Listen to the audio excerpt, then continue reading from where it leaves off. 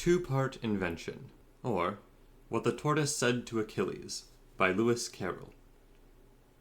Achilles had overtaken the tortoise, and had seated himself comfortably on its back. "So you've got to the end of our race course," said the tortoise, "even though it does consist of an infinite series of distances. I thought some wiseacre or other had proved the thing couldn't be done." "It can be done," said Achilles. "It has been done. Solvitur ambulando. You can see the distances were constantly diminishing, and so—" "But what if they had been constantly increasing?" the tortoise interrupted. "How then?" "Then I shouldn't be here," Achilles modestly replied, "and you would have got several times round the world by this time." "You flatter me. Flatten, I mean," said the tortoise, "for you are a heavy weight, and no mistake. Well now, would you like to hear of a race course that most people fancy they can get to the end of in 2 or 3 steps, while it really consists of an infinite number of distances, each one longer than the previous one?" "Very much indeed," said the Grecian warrior, as he drew from his helmet — few Grecian warriors possessed pockets in those days — an enormous notebook and pencil. "Proceed! And speak slowly, please. Shorthand isn't invented yet." "That beautiful first proposition by Euclid," the tortoise murmured dreamily. "You admire Euclid?" "Passionately. So far, at least, as one can admire a treatise that won't be published for some centuries to come." "Well now, let's take a little bit of the argument in that first proposition. Just 2 steps, and the conclusion drawn from them. Kindly enter them in your notebook. And in order to refer to them conveniently, let's call them A, B, and Z. A. Things that are equal to the same thing are equal to each other. B. The 2 sides of this triangle are things that are equal to the same. Z. The 2 sides of this triangle are equal to each other.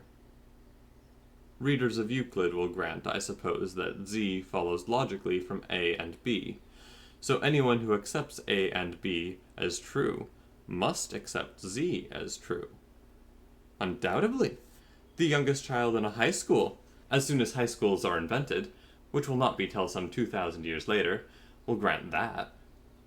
And if some reader had not accepted A and B as true, he might still accept the sequence as a valid one, I suppose. No doubt such a reader might exist. He might say, "I accept as true the hypothetical proposition that if A and B to be true, Z must be true, but I don't accept A and B as true." Such a reader would do wisely in abandoning Euclid and taking to football.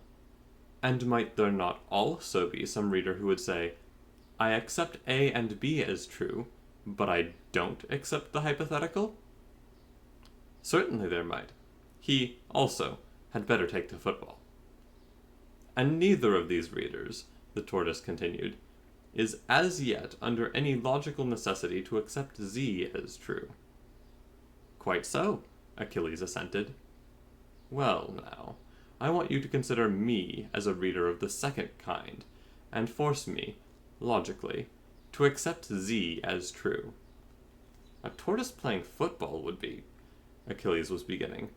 "An anomaly, of course," the tortoise hastily interrupted. "Don't wander from the point. Let's have Z first, and football afterwards." "I'm to force you to accept Z, am I?" Achilles said musingly.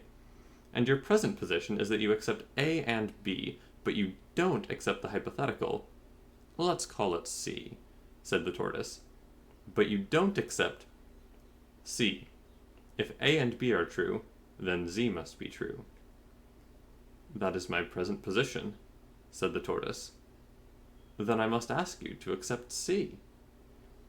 "I'll do so," said the tortoise, "as soon as you've entered it in that notebook of yours. What else have you got in it?" "Only a few memoranda," said Achilles, nervously fluttering the leaves. "A few memoranda of the battles in which I have distinguished myself." "Plenty of blank leaves, I see," the tortoise cheerily remarked. "We shall need them all." Achilles shuddered. "Now, write as I dictate. A. things that are equal to the same thing are equal to each other. B. The two sides of this triangle are things that are equal to each other. C. If A and B are true, Z must be true. Z. The two sides of this triangle are equal to each other. You should call it D, not Z, said Achilles. It comes next to the other three. If you accept A and B and C, you must accept Z. And why must I? Because it follows logically from them. If A and B and C are true, Z must be true. You can't dispute that, I imagine. If A and B and C are true, Z must be true, the tortoise thoughtfully repeated. That's another hypothetical, isn't it? And if I failed to see its truth, I might accept A and B and C and still not accept Z, mightn't I? You might, the candid hero admitted, though such obtuseness would certainly be phenomenal. Still, the event is possible, so I must ask you to grant one more hypothetical. Very good. I'm quite willing to grant it, as soon as you've written it down. We will call it D. If A and B and C are true, Z must be true. Have you entered that in your notebook? I have, Achilles joyfully exclaimed, as he ran the pencil into its sheath. And at last we've got to the end of this ideal racecourse. Now that you accept A and B and C and D, of course you accept Z. Do I? Said the tortoise innocently. Let's make that quite clear. I accept A and B and C and D. Suppose I still refuse to accept Z. Then logic would take you by the throat and force you to do it, Achilles triumphantly replied. Logic would tell you, you can't help yourself. Now that you've accepted A and B and C and D, you must accept Z. So you've got no choice, you see. Whatever logic is good enough to tell me is worth writing down, said the tortoise. So enter it in your book, please. We will call it E. If A and B and C and D are true, Z must be true. Until I've granted that, of course I needn't grant Z. So it's quite a necessary step, you see. I see, said Achilles, and there was a touch of sadness in his tone. Here the narrator, having pressing business at the bank, was obliged to leave the happy pair, and did not again pass the spot until some months afterward. When he did so, Achilles was still seated on the back of the much-enduring tortoise, and was writing in his notebook, which appeared to be nearly full. The tortoise was saying, Have you got that last step written down? Unless I've lost count, that makes 1,001. There are several millions more to come, and would you mind, as a personal favor, considering what a lot of instruction this colloquy of ours will provide for the logicians of the 19th century, would you mind adopting a pun that my cousin the mock turtle will then make, and allowing yourself to be renamed Tortoise?